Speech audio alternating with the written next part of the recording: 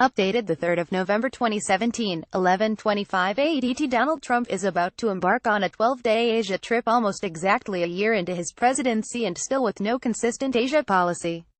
Key points: Trump will visit Japan, South Korea, China, Vietnam and the Philippines. McMaster says he thinks Trump won't modulate his language. Trump will leave behind the unfolding Russia investigation. He will visit Japan, South Korea, China, Vietnam and the Philippines, before somewhat controversially heading back to the United States hours before the annual East Asia Summit, which brings together the region's leaders.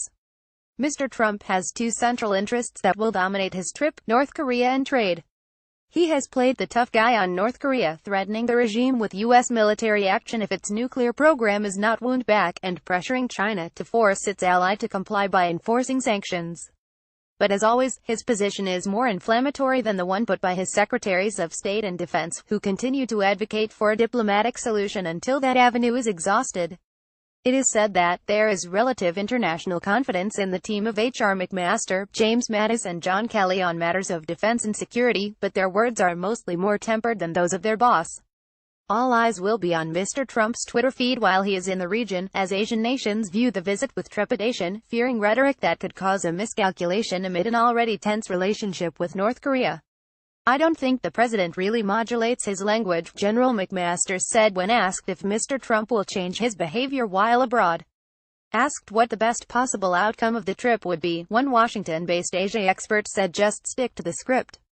Mr. Trump aides are said to have been planning the trip for months, even down to his meals, to ensure that it goes smoothly. Amid Russia investigation, Trump could look weak. Trump will leave behind the unfolding Russia investigation, which has been a distraction in the lead-up to the trip as the first indictments were served on Trump campaign team members. He is said to be concerned the investigation makes him look politically weak, and may affect the power dynamic in his negotiations with Asian leaders, especially Chinese President Xi Jinping, who is at the height of his power. Having abandoned the Trans-Pacific Partnership on trade, the Trump administration has let go of its best lever to exert some control over Asian economics, while China builds political and economic power in the region. Now, Mr. Trump wants to make bilateral deals and push the Chinese for improved trade conditions.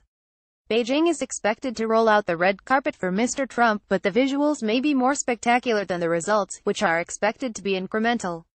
Mr. Trump's focus on North Korea in trade also fails to consider the other issues at play in the region, including the plight of the Rohingya, human rights issues in general, military rule in Thailand, deteriorating democracy in Cambodia, the South China Sea and maritime freedom, and the overall rise in Chinese influence.